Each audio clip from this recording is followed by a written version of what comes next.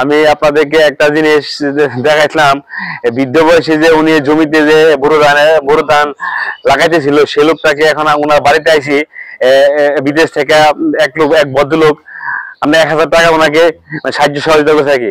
সেই টাকাটা দেওয়ার জন্য আমি আজকে ওনার বাড়িতে আইছি আর কি। আমি ইটালিতে থাকি, বুঝছেন দাদা। তোমার 1000 টাকা দিয়েছি, বুঝছো, এক লোক আর কি বিদেশ থেকে। তোমার 1000 টাকা দিয়েছে তোমার ভিডিও দেখা।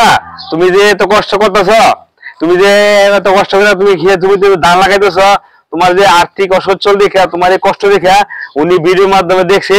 উনি তোমার 1000 টাকা দিয়ে, তুমি এই টাকা দেখাও মানুষেরা, আমার 1000 দিচ্ছে, দেখাও। দেখা না, তুমি দেখাও না, তোমার দিছে বলে আমার 1000 টাকা দিছে। কো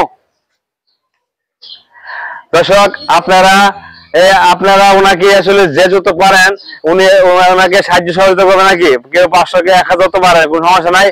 আর মানে ওনাকে সাহায্য করার জন্য যে একটা মোবাইল নাম্বার আমি বলতেছি 01721 92 93 80। নাম্বারটা আমি আবার বলতেছি 01721 92 93 80। আপনি এই নাম্বারে বিকাশ করতে পারেন, মানে যে যত লোক পারে নাকি। কোনো বেশি কম বেশি কোনো বড় কথা না, যে যত লোক মানে সামর্থ্য ওনাকে সাহায্য করবেন। এগুলো তুমি একটু কম আছে কি করবে, তুমি কো বলে আমার একটু সাহায্য করবেন।